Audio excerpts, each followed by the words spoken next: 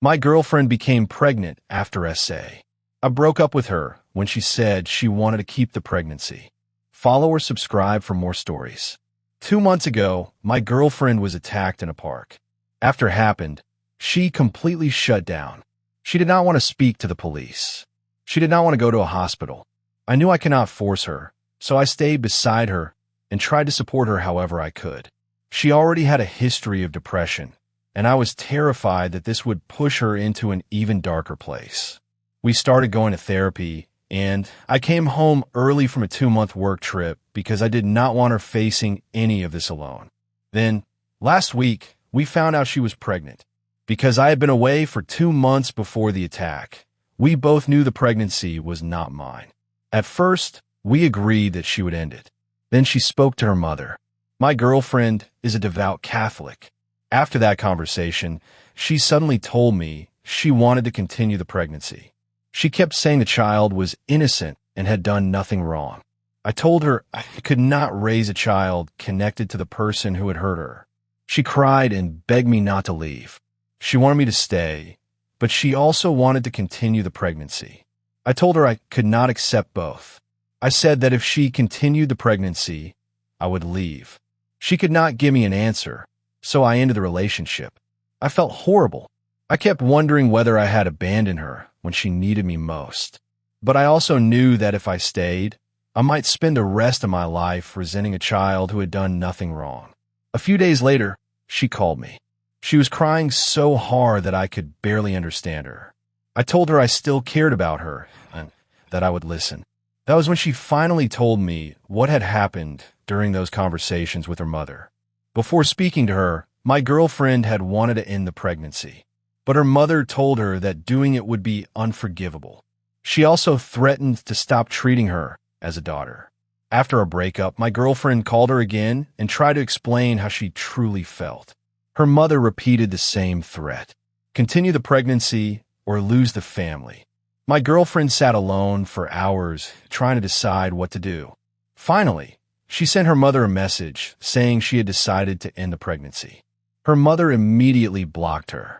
That was why she called me. I went back to her and we talked about everything.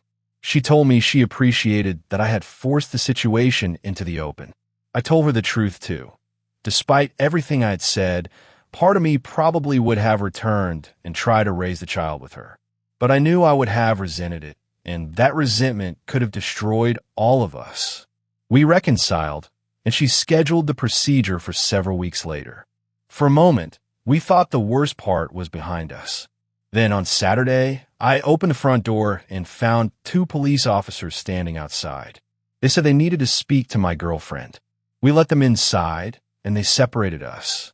One officer asked me how long she had been staying with me, whether she had spoken to anyone else, and whether she was free to leave the apartment.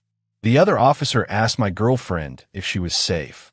He asked whether I had hurt her or was keeping her there against her will. She told him no. After they left, she told me that her mother had requested a welfare check and suggested that I might be controlling or abusive. I was furious. I started talking about reporting her mother for harassment. My girlfriend begged me not to.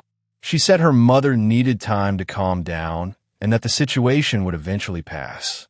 I agreed to leave it alone unless she did something like that again. The next day, my girlfriend called her mother one final time and asked her to stop. The conversation lasted only a couple of minutes before I heard my girlfriend sobbing. I walked into the room and saw her holding the phone against her ear. Her mother was telling her that if she went through with the procedure, she would lose her family forever. She was also using religion and my girlfriend's deceased father to frighten her. I took the phone and told her she had failed her own daughter. Then I ended the call. I held my girlfriend until she could breathe normally again. I tried to make her smile. I told her that if she was being condemned, she should save me a seat because I would be sitting beside her. She finally smiled. We kept going to therapy. Before the appointment, she spoke privately with a counselor and a nurse. They made sure she understood everything and that the decision was truly hers. She went through with the procedure. When she came home, she cried for hours. But she also told me that an enormous weight had been lifted and that for the first time since the attack, she could imagine moving forward. We took some time away from work and went camping. It rained, but while we were sitting inside the tent, she told me that life could be brutally difficult. She also said she believed she had come through the other side stronger than before. Her mother called one more time. This time, we did not let the call control us. We ended the conversation and put the phone away. That is where everything stands now. I still wonder whether I handled the beginning of this the right way. Was I setting a boundary, or did my ultimatum place even more pressure on someone who was already traumatized? What would you have done in my position? Share your thoughts respectfully and follow for more stories.